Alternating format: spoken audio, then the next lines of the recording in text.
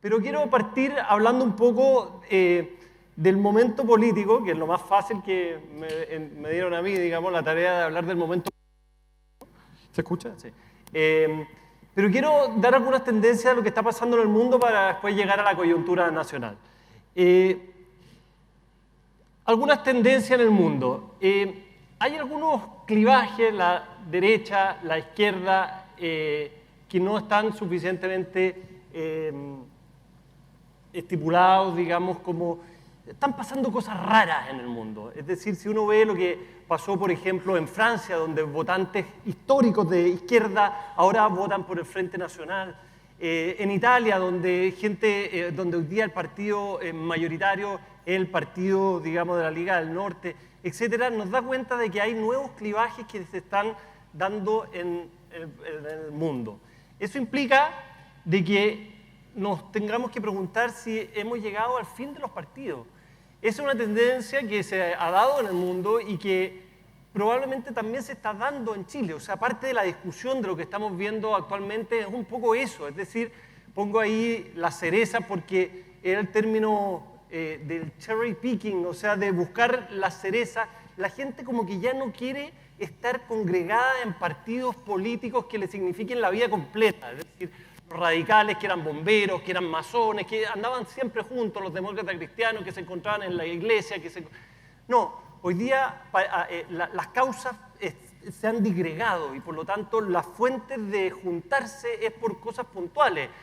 El globalismo, el animalismo, el cambio climático, el aborto, el antiaborto, la identidad de género, y eso trasciende un poco las cosas de la derecha y de la izquierda, y lo que ha significado es que se rompe entonces esta cosa gregaria que significaban en el pasado los partidos. Hoy tenemos una alta volatilidad, y eso es importante tenerlo presente, porque esa alta volatilidad no ha significado que, qué sé yo, que en España hoy hay 5 partidos y hace muy poco tiempo siempre fueron 2, que los grandes partidos latinoamericanos ya no existen, que en el propio Italia, que en el propio Alemania, que está cambiando esto, ¿ya? Entonces estamos en un periodo de fin de ciclo. Al mismo tiempo, vemos que las redes sociales están generando un cambio trascendental en la política. No solo ahí bueno, puse algunos ejemplos, pero hay muchos otros ejemplos, ¿cierto? La aparición de Trump fue una cosa rara, o sea, todo el mundo decía, yo estuve en Estados Unidos cuando recién lanzó su candidatura a Trump, y todos decían, este gallo no va a llegar jamás a la primaria. Después llegó a la primaria y decían, este jamás la va a ganar. Y después cuando ganó la primaria decían, jamás va a ganar la presidencia de Estados Unidos. Y la ganó. Y parece estar muy relacionado con las redes sociales. Y no solamente está relacionado con la forma de gobernar, ¿cierto? Porque un Twitter de Trump mueve los mercados, sino que la forma de llegar al poder. Ustedes saben que Macron estuvo muy relacionado con eso. Bolsonaro fue un fenómeno muy parecido. Ese último que está ahí abajo, o ahí abajo, digamos, probablemente ustedes no lo conocen. Es posiblemente el próximo presidente de Uruguay. Y hace 6 meses los uruguayos tampoco lo conocían. Se llama Juan Sartori y ha sido un fenómeno de las redes sociales. Las primarias del Partido Blanco, que es el partido que se supone que va a ganar las próximas elecciones en Uruguay, son la próxima semana, y los uruguayos están expectantes frente a la aparición de este personaje, que no solo es conocido porque tiene una esposa rusa, digamos, y un suegro millonario, sino que porque ha aparecido fruto de las redes sociales. Entonces, la volatilidad ha llegado a la política y esas tendencias necesariamente tienen que llegar a Chile también. Fíjense que hay otras cosas que nos están afectando fuertemente y que nos van a afectar en el corto plazo. El famoso Thomas Frey, que es uno de los grandes futuristas, digamos, se dedica a predecir el futuro, cosa que no es tan fácil, pero él plantea que de aquí al 2050 se van a suprimir 2.000 millones de empleos. ¿Qué significa eso? ¿Cómo se tensa la relación social y política cuando aquello ocurre? Nosotros sabemos, yo me he dedicado siempre a la historia del pensamiento económico, que en general las economías se tienden a adaptar, se tienden a corregir. Cuando fue la revolución industrial, muchos decían aquí va a quedar la embarrada, esta cuestión, las máquinas van a significar que el desempleo va a ser una cosa atroz. Acuérdense cuando aparecieron la gente que iba a romper las máquinas para... Bueno, eso ocurrió. Efectivamente después se readaptó la sociedad, pero significaron periodos de transición muy complejos y posiblemente nosotros estemos en un periodo en el cual es muy similar, es muy parecido, es decir, estamos frente a un cambio de ciclo y eso genera tensiones y las grandes tensiones que significaron la revolución industrial y la gran crisis del año 29, bueno, generó entre otras cosas el comunismo, el fascismo, generó cosas que terminaron afectando fuertemente a la política. Y en el corto plazo vemos cosas como esta, la robotización, hoy día creo se vota la huelga de Walmart. ¿Y por qué se vota la huelga de Walmart? Es por la robotización, es decir, porque los supermercados han empezado a cambiar personas por máquinas, ¿cierto? Primero partieron con donde uno pesaba las verduras o el pan, después ahora las cajas, y ahora ya en Estados Unidos toda la reposición se hace con robots, y entonces esto genera una tensión, y esa tensión necesariamente se va a traducir en un mediano plazo a la política. Eso está ocurriendo en el mundo. Lo otro es lo que se ha llamado la uberización de la economía, es decir, empresas, nuevas empresas donde ya se rompe la relación laboral con lo que tradicionalmente era el empleado. Entonces, el señor de Uber le dice, bueno, si ese no es mi empleado, ese es una persona independiente. Pero ahora esto se ha empezado a extender a otras áreas de la economía. Entonces uno tiene un restaurante y en la mañana dice necesito 3 garzones para hoy día en la tarde y aparecen los garzones y son independientes. Ese fenómeno que se llama la uberización de la economía, que está muy en boga, digamos, la discusión desde el año pasado, diría yo, también va a generar una tensión política y en el fondo estamos frente a escenarios que son bien cambiantes. Bueno, eso es un poco lo que viene de afuera. Pero ¿qué pasa en Chile, que es lo que a todos nos interesa? ¿Hay crispación? El presidente Lagos hizo una gran alocución, ¿cierto?, en la última entrevista que dio, diciendo que la crispación que hay en Chile no la veíamos prácticamente. En fin. Y a mí me parece que efectivamente lo que nosotros nos acordamos es de una anomalía, la anomalía de la transición. Es decir, nosotros tuvimos 15 años donde no pasó nada en Chile, ¿cierto? Donde todo fue acuerdo, donde nadie salió a protestar, donde todo el mundo, digamos, más allá de los traumas post-dictadura, pero en el fondo lo que se generó fue un espíritu y un clima anómalo. Entonces, lo que ha ocurrido es que muchas veces los políticos que llevan más tiempo estamos mirando permanentemente a ese periodo, entonces decimos que hay crispación.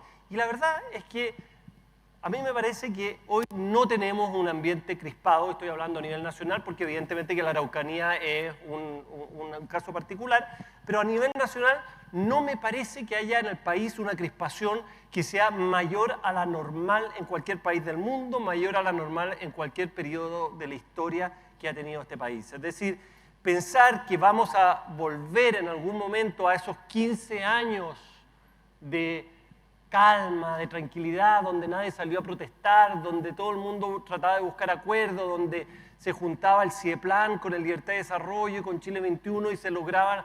Eso se acabó, ¿ya? Como decían los hermanos Zabaleta, los 15 años no volverán, ¿ya? Esos 15 años no volverán. Bien.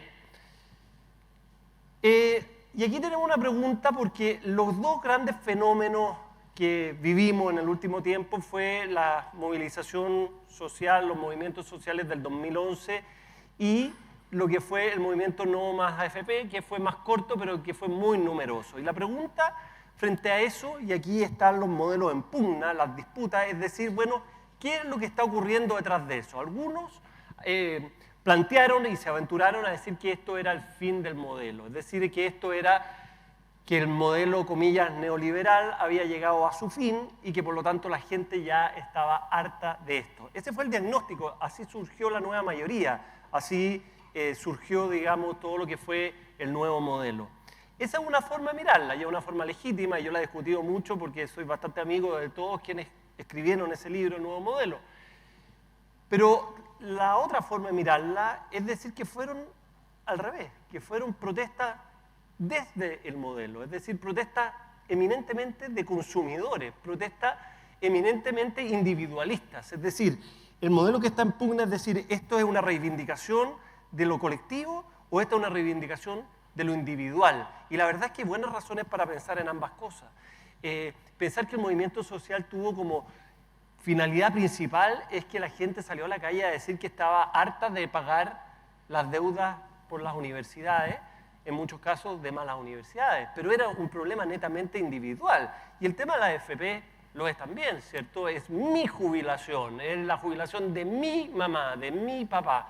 Entonces, no es evidente que lo que vimos en la calle tenga una respuesta de que sea el fin del modelo. Más bien me parece que es justamente lo contrario, que es la exacerbación del modelo. Eso es muy importante porque de ahí se desprende finalmente de cómo se afronta desde la política lo que está ocurriendo. Fíjense que la encuesta CEP, la última, nos muestra que en general la gente está mucho más contenta con su vida de lo que cree que está el resto del país. Que eso es una paradoja, ¿cierto? Yo estoy relativamente bien, el resto está mal. Yo más o menos bien. Perdón. Pero lo que sí es una realidad y que necesariamente esto afecta fuertemente a la política es la crisis de las instituciones. Y la verdad es que este nivel de crisis de las instituciones donde no se salva a nadie, esta es la última encuesta bicentenario, pero que tiene un cierto rezago, por lo tanto, donde ahí las Fuerzas Armadas aparecen mejor que el resto, probablemente que en la próxima, después de todas las cosas que pasó con Carabineros, con los militares, etcétera, también caiga. Entonces, hoy no tenemos instituciones en el país que nos permita pararnos de una forma donde sustentar, digamos, una adecuada convivencia. Tendencias del mundo, tendencias del país, el gobierno. Perdón. Esa es la realidad, ¿cierto? Esa es la última encuesta CEP. Y la verdad es que la aprobación del gobierno de Piñera, yo estuve, claro, el año pasado acá y estaba en la parte alta y hoy día está en la parte baja. El gobierno se enfrenta a una situación compleja hoy, ¿cierto? La situación, evidentemente, no es halagüeña. Y paradójicamente, en esa cita que Daniel decía que yo había dicho que estaba muy íntimamente relacionado la Araucanía con el gobierno nacional, digamos. Bueno, no quiero citar a ese viejo político chileno que decía estoy aburrido de tener la razón, digamos, pero porque sería muy pedante decirlo, pero la verdad es que paradójicamente se dio una cosa muy relacionada. Es decir, este gobierno se define desde antes de Catrillanca y después de Catrillanca. Es como el caso Cabal, que le significó a Bachelet, el caso Catrillanca es el punto de inflexión del gobierno. Y es un punto de inflexión tremendo, no solo por la Araucanía, porque yo creo, y aquí es una percepción desde afuera, por lo tanto no tengo todos los antecedentes, pero me da la impresión que esto significó el fin de todos los planes y todos los impulsos de la Araucanía, más allá de lo que sea vía piloto automático, pero se acabó las ganas, se acabó la intención inicial que había. Entonces, es un hecho de la Araucanía, pero es un hecho al gobierno nacional del cual no se ha podido recuperar. ¿Y qué significó eso? Bueno, significó que volvió a aparecer la naturaleza del presidente, ¿cierto? Hasta antes de Catrillanca, todos quienes escribíamos columnas y todos escribíamos que bueno que tenemos un presidente más maduro, un presidente más estadista, un presidente que es más jefe de Estado, que deja a sus ministros actuar, que en el fondo ha tomado un rol distinto al que había tomado en su primer gobierno, donde le gustaba tirar el córner y cabecear la pelota, digamos, en el arco, ¿cierto? Bueno, el caso Catrillanca, paradójicamente, significaron dos hechos que van en paralelo. Primero, una caída fuertemente del gabinete político. Es decir, el ministro del Interior se vio tremendamente afectado y hasta el día de hoy no ha podido salir de esa situación. Y por otra parte, entonces, aparece un rol protagónico que ha expuesto al presidente y le ha significado estar en una situación más o menos expuesta que le ha terminado afectando. En segundo lugar está el tema del relato. La pregunta que se tiene que hacer este gobierno es ¿para qué gobierna? ¿Para qué gobierna? ¿Para qué gobierna la centro-derecha? ¿Para qué gobierna Chile Vamos? Y entonces hay algunos intelectuales de derecha, digamos, que han tratado de crear relatos, ¿ya? Y entonces rescatan a Mario Góngora y van así. Y entonces tratan de crear una nueva concepción que aleje a el relato tradicional que ha sido de la centroderecha y le han tratado, digamos, de imprimir al gobierno de que tiene que generar un relato. Yo creo, y soy completamente contrario a esa posición, porque creo que el gobierno tiene un solo relato y ese relato es espontáneo. El gobierno de Piñera está básicamente, y se le va a medir su capacidad, digamos, sus éxitos, por, paradójicamente, esto, que es el logo de la bandera de Brasil. Orden y progreso. Orden y progreso. Ese es el único relato que tiene un gobierno de centro-derecha en Chile y en el mundo. Orden y progreso. Todo el resto es importante, pero es accesorio. Orden y progreso. Y si este gobierno no logra orden y si no logra progreso, es decir, crecimiento económico, entonces este gobierno ha fracasado. Por mucho que haga la COP25, por mucho que haga no sé qué cosa, por mucho que se... En fin, orden y progreso. Y ahí no hay buenas noticias. No hay muy buenas noticias ni en orden, ni hay muy buenas noticias en progreso, sobre todo respecto a las altas expectativas que se generaron con la llegada de Piñera al poder. Entonces, el gobierno se encuentra en una situación compleja, porque si nosotros nos creemos ese cuento de que vamos a medir al gobierno por el orden y por el progreso, ambas situaciones, si bien no están derrotadas, están en un camino a media máquina con serios peligros de no poder cumplir las expectativas. El peligro que tiene Piñera es tener el síndrome Macri, digamos.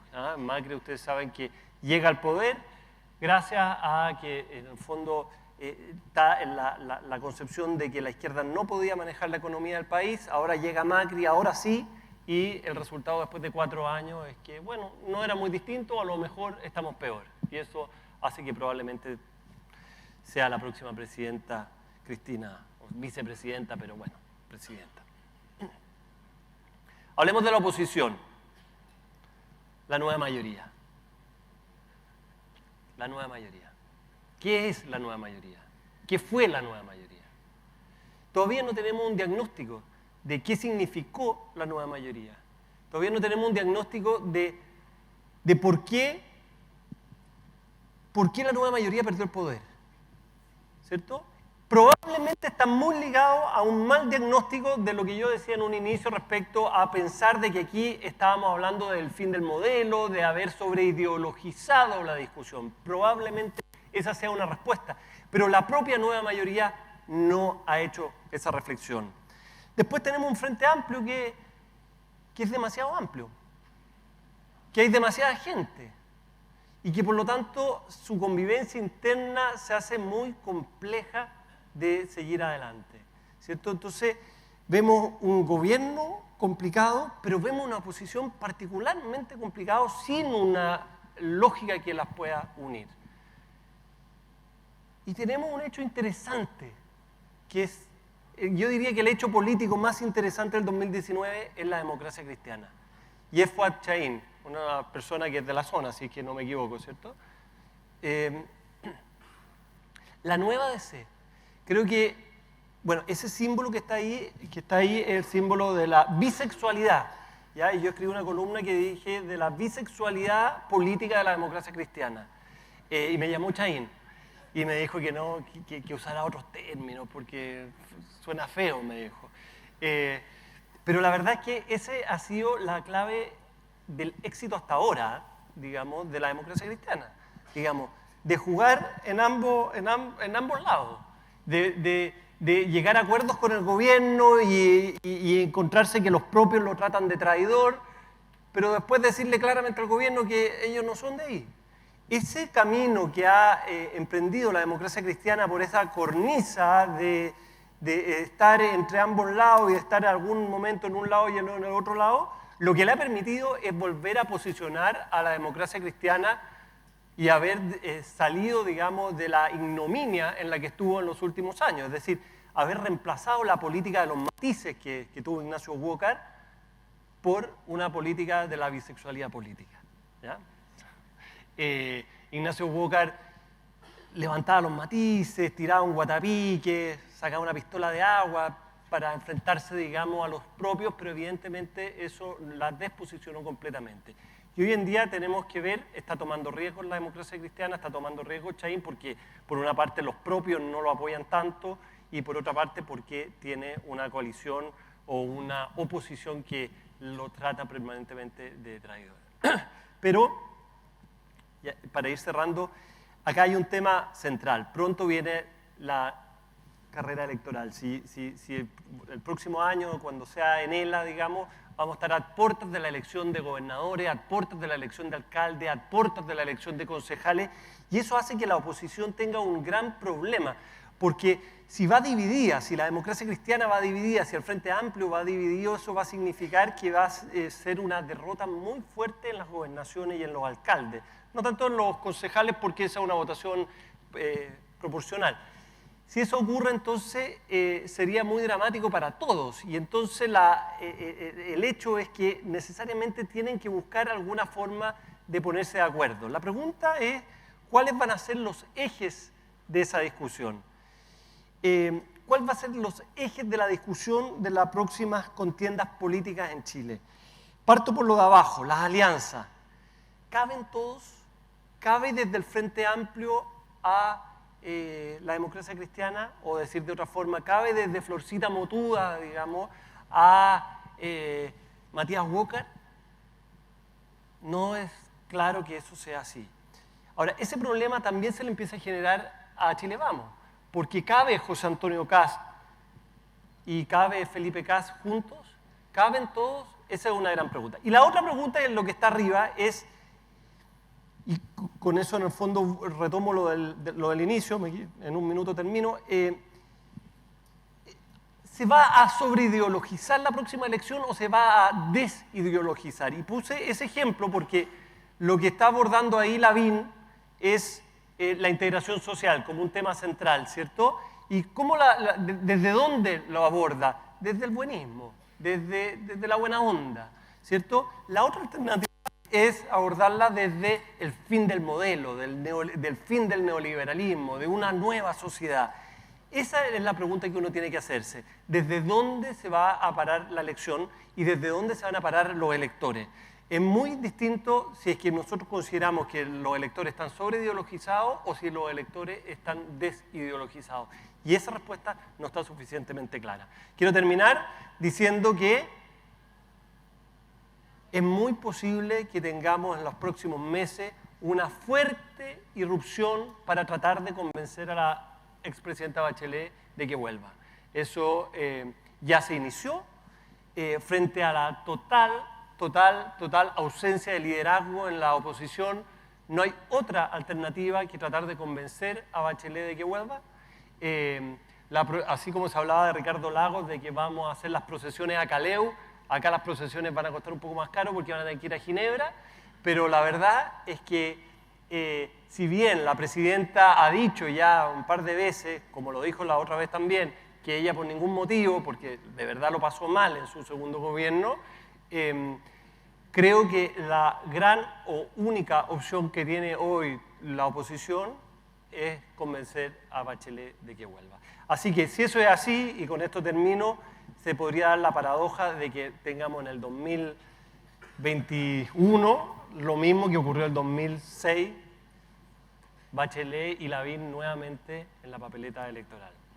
Un signo de que los tiempos corren lento en Chile. Muchas gracias.